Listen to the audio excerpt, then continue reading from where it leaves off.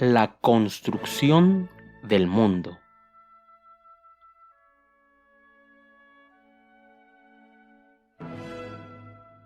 ¿Y él cómo se siente? Parece triste. Parece que se siente prisionero. Pero en realidad, eso es decisión suya. Si el ser humano construye el mundo en el que vive, puede construir uno mejor. Vaya, pero aunque pinte su pared va a estar en una cárcel, con la pared pintada, pero cárcel al fin. Pues sí, es cierto, pero no vayamos tan rápido. Según Sartre, construimos la realidad y lo hacemos con ayuda de dos elementos, el ser y la nada. ¿Pero cómo? Recordemos la cita de Parménides. El ser es, el no ser no es. De la nada, nada. Es decir, nada puede surgir de la nada. Pero lo que dice Sartre es, el ser es y el no ser a veces llega al mundo. Y con respecto a la nada, ella también es. Nosotros la construimos. Pero ¿cómo llega el no ser al mundo? ¿Y por qué a veces? Hay una infinitud de cosas que no son. Y si no son, no tienen ninguna relevancia para nosotros. No existen, ni siquiera podíamos imaginarlas, precisamente porque no son. ¿Y entonces, cómo podemos construir nuestra realidad con ellas? Bueno, con la infinitud del no ser, efectivamente no es posible construir nada. Pero existe otra clase de no ser, que surge como resultado de un proyecto fallido del ser. Aquí, por ejemplo, este hombre, ¿qué está buscando? Dinero. ¿No está buscando un elefante rosa con puntos morados? No, ¿por qué lo estaría buscando? ¿Es ridículo? Pues sí. Y sin embargo, afirmas que está buscando dinero. ¿Y por qué lo está haciendo? Pues porque no lo tiene. Supongo. Pero tampoco tiene el elefante rosa con puntos morados. Bueno, pero él no esperaba tenerlo. En cambio, sí esperaba tener dinero. Tal vez, por ejemplo, está buscando un billete de 20 pesos que él creía tener. Tal vez se lo robaron, lo perdió, lo gastó y no se acuerda. Pero entonces, como él creía que en su cartera había un billete de 20 y no lo encuentra, entonces lo está buscando. Y si esto es así, y él efectivamente perdió un billete de 20, ¿qué estará buscando? ¿El billete de 20 que él creía tener o el de 500 que le gustaría tener? Pues el de 20. Y sin embargo no está. Ahora veamos. Tenemos dos relojes y se acerca un hombre en compañía de su perro y se paran enfrente de ellos. ¿Qué piensa cada uno de ellos? ¿El hombre y el perro? Probablemente el hombre piense, uy, qué tarde es. Y el perro, en cambio, lo que ve le es completamente indiferente. No le importa. Él piensa, en cambio,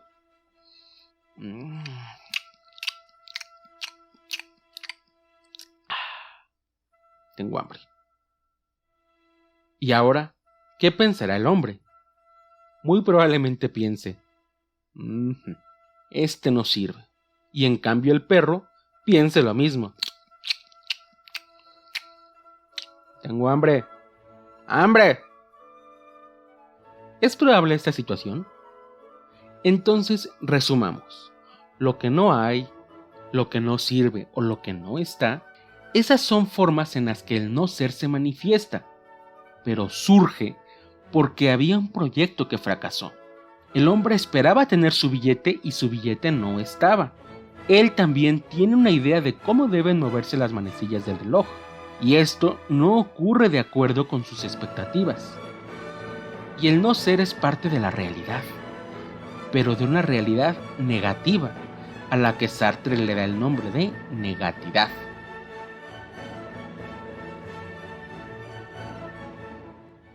O por ejemplo, a este muñeco. A ese le falta una pierna. Pero, ¿por qué piensas que le falta? Pues... ¿por qué sí? porque tú lo imaginas con aquello que tú crees que le falta. Y precisamente porque no se ajusta a tu imaginación, es que dices le falta. En este sentido, es que dice Sartre que el único ser que puede destruir es el hombre. ¿Solo el hombre puede destruir? Pues según Sartre sí.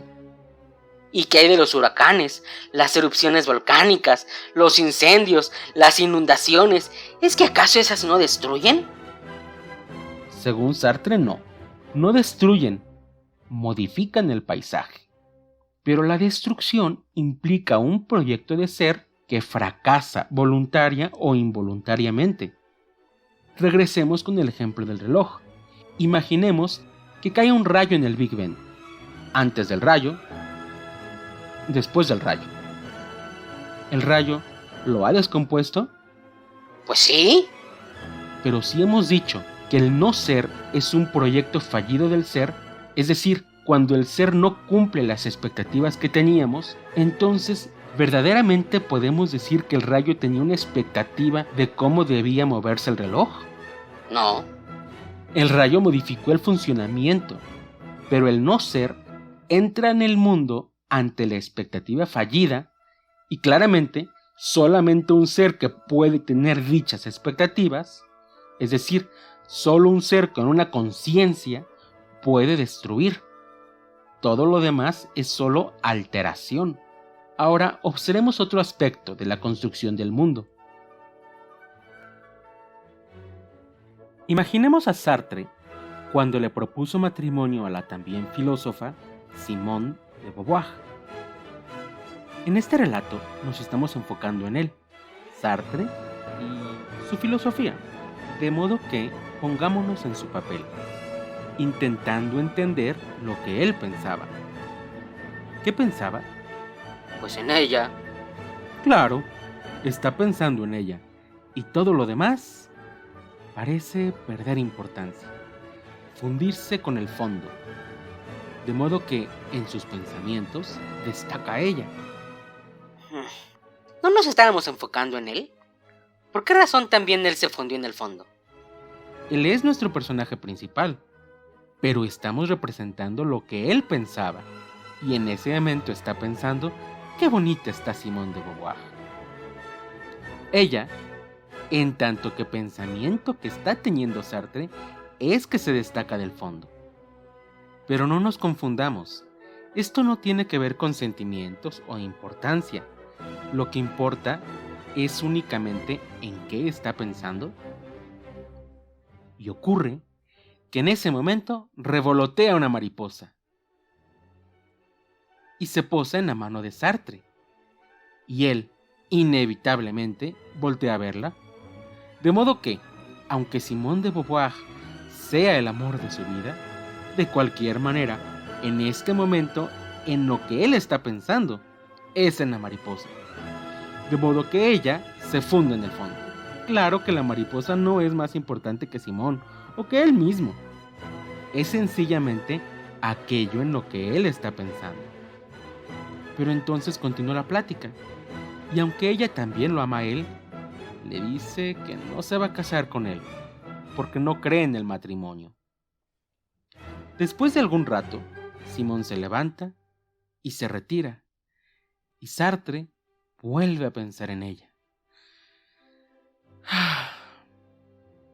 Entonces, aunque la mariposa siga posada en su mano, y aunque pasara lo que pasara, ella, aunque no esté, es paradójicamente lo que más está. Destaca del fondo, aunque ni siquiera esté presente, porque lo importante es en qué está pensando él. En ella.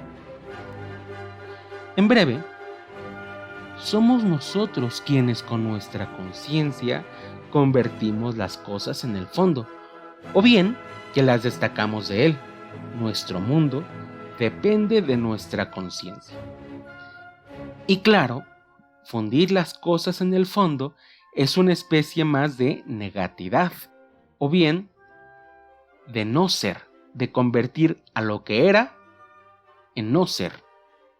Sartre utiliza una palabra para referirse a nuestra acción de convertir algo en fondo, de darle a algo una realidad negativa. La palabra que utiliza es nihilizar.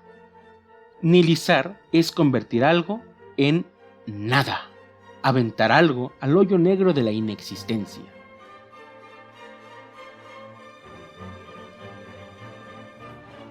Por otro lado, así como creamos nuestro mundo, también creamos el tiempo. Y entonces, ¿ya lo vemos? Tanto Heidegger como Sartre son herederos de la filosofía kantiana, que consideraba el espacio y tiempo más como criterios de organización que como realidades. En el caso de Kant y en el de Heidegger y Sartre, de lo que habla es de la propia percepción, de los fenómenos. ¿Y esto qué tiene que ver con ética? Llegaremos. Por lo pronto, retomando el tema del tiempo, Sartre dice, el futuro no existe y el pasado no fue. ¡Ah, caray! ¡No fue! No, en todo caso, es. Pero entonces, ¿el yo que fui hace 2 años, sigo siendo ese mismo? No, claro que no, pero el pasado es en tus recuerdos. Por otro lado, vale la pena especificar que él dice, el pasado no es porque yo me lo represente. Es decir, el pasado está en mis recuerdos, que son recuerdos que estoy teniendo ahorita, y por ello mismo es presente. Y sin embargo, el pasado no existe, dice Sartre, porque yo lo recuerde. ¿Y eso no es una contradicción? Pues sí parece una, pero no lo es. Dice Sartre, porque yo soy mi pasado, este entra en el mundo. Ahora sí ya no entendí. Entonces, ¿soy o no soy el mismo que era hace 2 o 5 años? No, pero sí eres el resultado de lo que has sido. Por ejemplo, si sabes jugar fútbol, es porque en el pasado has practicado y te explicaron las reglas del juego. Eres la consecuencia de tu pasado. En palabras de Sartre, eres un pretérito trascendido. ¿Pretérito trascendido? ¿Y qué es eso? Bueno, las palabras pretérito y pasado son sinónimos, y trascendido significa que tuvo consecuencias, o bien que dejó sus huellas. Somos pretérito trascendido significa que somos el resultado de las acciones y decisiones que hemos tomado anteriormente. Y así como Heidegger utilizaba el término del ser ahí para referirse a los seres humanos, Sartre utiliza el de en sí para referirse a nosotros en el sentido de lo que somos.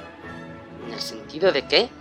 En el sentido de que somos nuestro pasado. Nosotros, en tanto que pretérito trascendido, somos nuestro en sí y no podemos cambiarlo. ¿Cómo no? Si yo, por ejemplo, soy un criminal, vale, porque tomé malas decisiones en el pasado y en consecuencia sus huellas se quedaron en mí, pero ya me amolé, ¿no puedo intentar cambiar mi comportamiento? Siempre he sido un flojo, pero ¿no puedo un día decidir ser estudioso? No me gusta Sartre. Pero... ¿estás de acuerdo con él? ¿Lo estoy? Claro. Pero ¿no dice él que no podemos cambiar nuestro en sí? En efecto, porque si nuestro en sí es nuestro presente, y nuestro presente es la consecuencia de nuestro pasado, pretender cambiarlo sería como querer viajar en el tiempo. Lo que hiciste, lo hiciste, y eres responsable de ello. Y entonces ya me amolé, no puedo cambiar. El en sí no lo puedes cambiar, pero sí puedes elegir tú para sí. ¿Y qué es el para sí? Cada posibilidad de futuro es un para sí. En el futuro, por ejemplo, tendrás una profesión, o tal vez no, pero si estás vivo, te dedicarás a algo, desde robar, pedir limosna, ser un doctor, ser un abogado, un futbolista, un pintor, músico, policía, profesor, chef. Eres tú quien tiene que decidirlo. Cada una de esas posibilidades es un para sí. Tú eliges. Tú eliges qué vas a hacer. Preguntabas hace un momento, si eres un criminal porque tomaste decisiones en el pasado, ¿ya te molaste? ¿Seguirás siendo para siempre un criminal? ¿No puedes querer cambiar? Tú en sí no. Pero claro que sí puedes querer cambiar. Puedes decidirlo. No ser un criminal sería tu para sí. Pero el hecho de que eres, ahorita, en este instante, eres un criminal, pues sí. ¿Ya vas a dejar de serlo? Bien, felicidades. Has elegido un nuevo para sí. Bueno, perdono a Sartre. Qué bueno. Y ahora, regresemos al término nihilizar. La elección de un para sí significa el rechazo de todos los otros para sí, mutuamente excluyentes. Por ejemplo, puedo decidir ser pintor y abogado. No hay problema, pero no puedes ser un policía corrupto y un ciudadano honesto. De este modo, la elección de un para sí implica el rechazo de otros. Para usar los términos sartreanos, para decidirnos por un para sí, debemos nihilizar los otros, aventar los otros a la nada. Veamos ahora un esquema temporal. Con una línea tracemos el presente y consecuentemente dividiremos el pasado del futuro. Resumiendo lo dicho, somos un en sí que es un pretérito trascendido. Esto significa el pasado que deja huellas y se convierte en presente. Hay una liga entre cada en sí, una cadena de resultados. Pero, ¿qué hay del para sí? Existe un infinito de posibles futuros. Pero a diferencia del pasado y el presente, en que todo funge como una cadena de en sí, conectados el uno con el otro, entre el en sí y el para sí no hay ninguna liga. Y precisamente esa es la razón por la cual podemos elegir, porque no hay nada en mi presente que determine mi futuro. Sartre, en este sentido, es el filósofo de la libertad, y junto con ella, de la responsabilidad, porque de nosotros, y solo de nosotros, depende la elección del para sí. Sartre hace mención de la teoría psicoanalítica, es decir, de Freud. Freud divide la psique humana en dos, consciente e inconsciente, y lo representa con un iceberg, en la cual la parte superficial es la consciente, mientras que el inconsciente es la parte de abajo, que como podemos ver es mucho más grande, que hemos olvidado y puesto en la cárcel de nuestro pensamiento. Recuerdos que tienen prohibido salir a la luz. ¿Y quién se los prohíbe? Pues nosotros mismos, sin saberlo. No diremos mucho más sobre Freud, tan solo un pequeño recuento. Dice él que la humanidad, siempre orgullosa, ha creído estar al centro del universo y tener una identidad especial, pues fuimos hechos a imagen y semejanza de Dios. Pero, tragedia, esta soberbia ha sido duramente atacada por 3 teorías científicas. Omitiremos las primeras 2 para no salirnos del tema. La tercera es, según Freud, la suya propia. Cuando la humanidad ya se había recuperado de los 2 golpes anteriores, el último de los cuales lo había dado Darwin, y entonces se consolaba pensando que, aunque éramos animales que provenían de otros animales, nosotros, sin embargo, somos racionales, de modo que podemos explicar las razones detrás de nuestras acciones. ¿Y no? Pues según Freud no. ¿Y por qué no? Porque la verdadera razón de nuestras acciones son en su mayoría inconscientes. Y a menudo, según Freud, consecuencia de traumas infantiles. Entonces, si me preguntan por qué hago las cosas de un modo y no de otro, según Freud, puede ser porque, pues es que cuando era chiquito, me regañaron y ahora no es mi culpa, es que tengo un trauma del cual no me acuerdo mucho. Por todo esto, Sartre no coincide con el psicoanálisis, porque le parece una teoría de excusas. No fui yo, de veras no fui yo, fue mi mano. Claro, no te puedo culpar si tú no sabes por qué hiciste las cosas, sino que tu mano actuó solita, ¿verdad? Yo no copié en el examen, mis ojos se voltearon. Ah, entonces no hay problema. Para Sartre, este tipo de excusas es muy común cuando nos engañamos a nosotros mismos.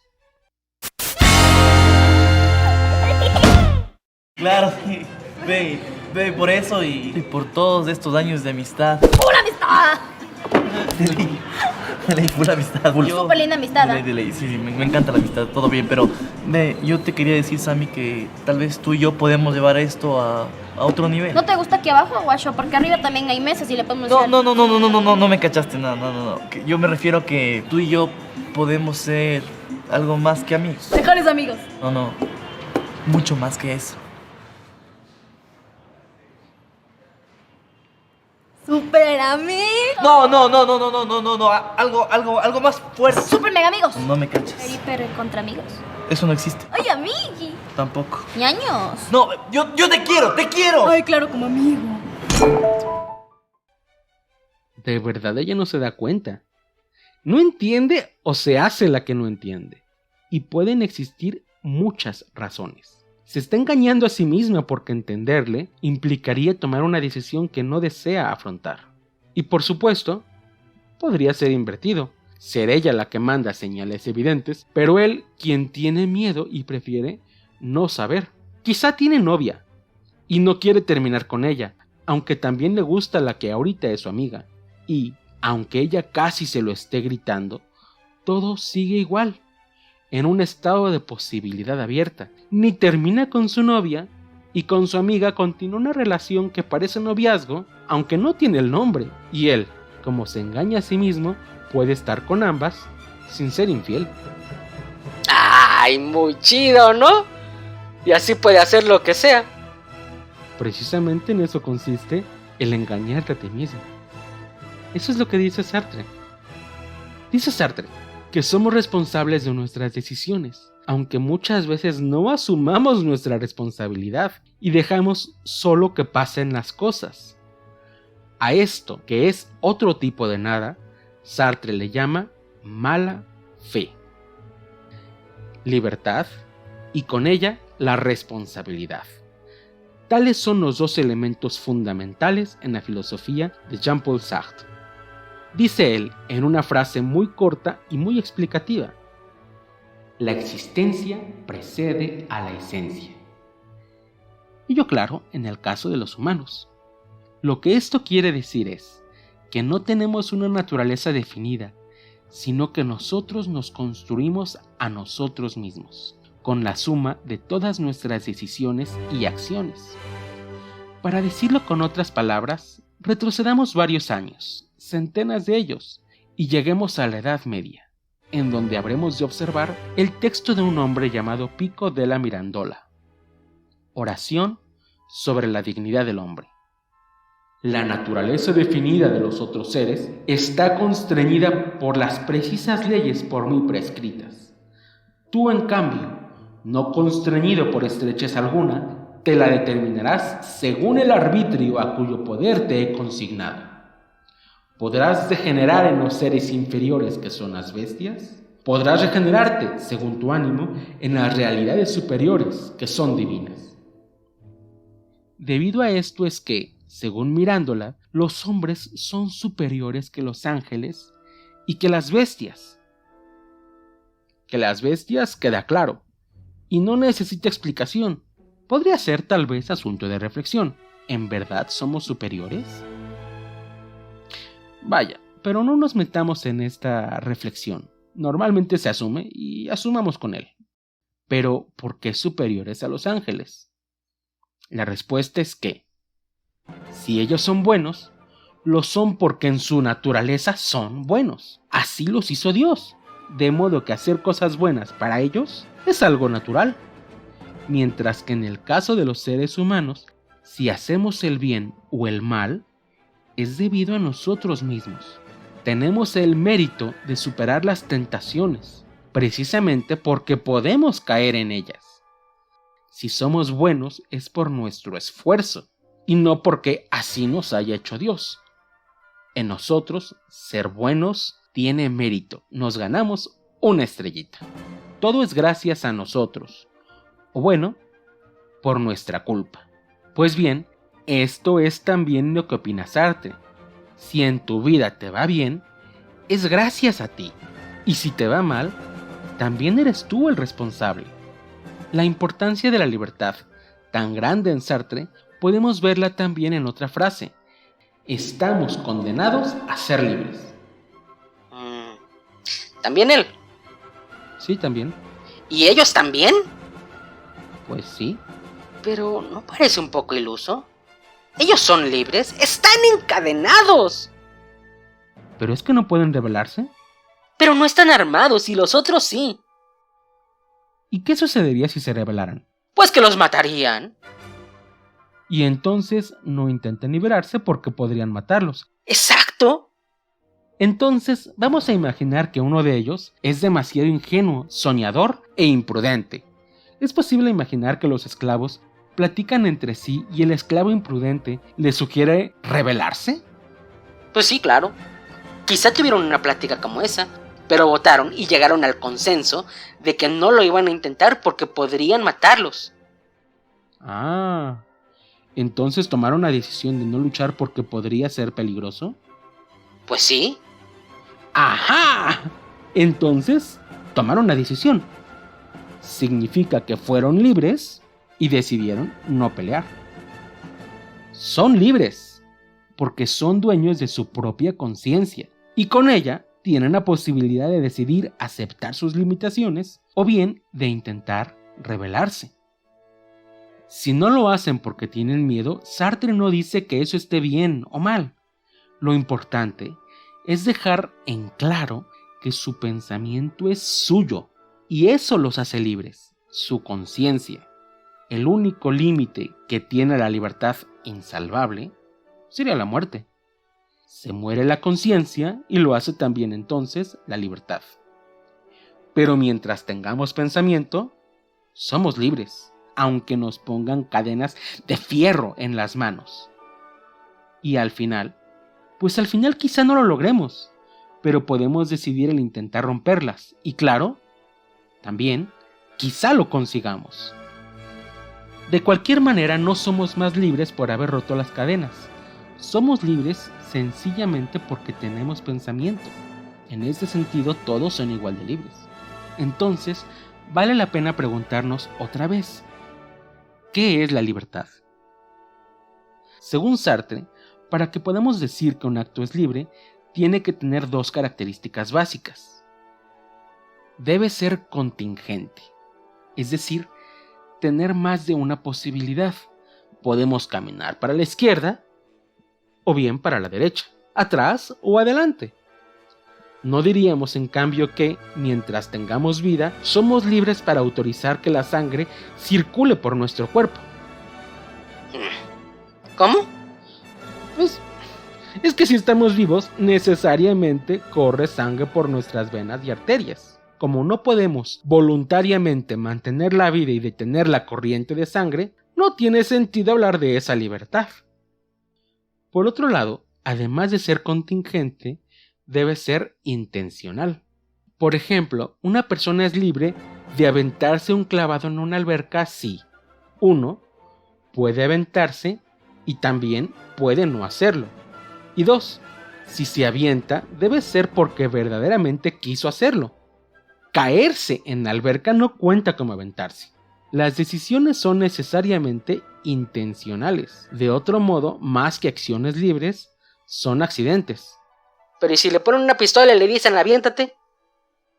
Él está decidiendo hacerle caso al que le puso la pistola. Podría decidir también voltearse y pelear contra el otro y quitarle la pistola. Si se avienta es porque quiere. Nuevamente, Sartre no está en el tema de la valentía. Solamente es una descripción. Posibilidades tienes.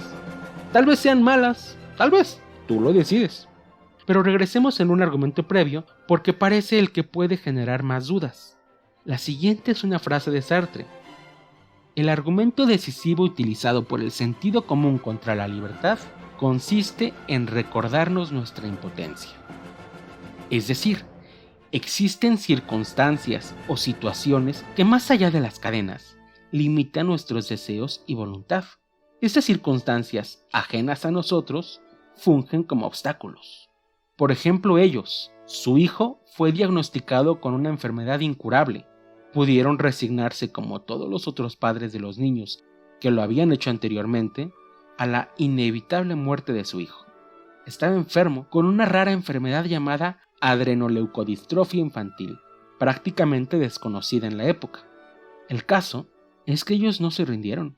Y ellos, sin ser médicos, ni químicos, ni nada relacionado con la salud, descubrieron la cura para la enfermedad de su hijo, que pudo entonces vivir hasta los 30 años.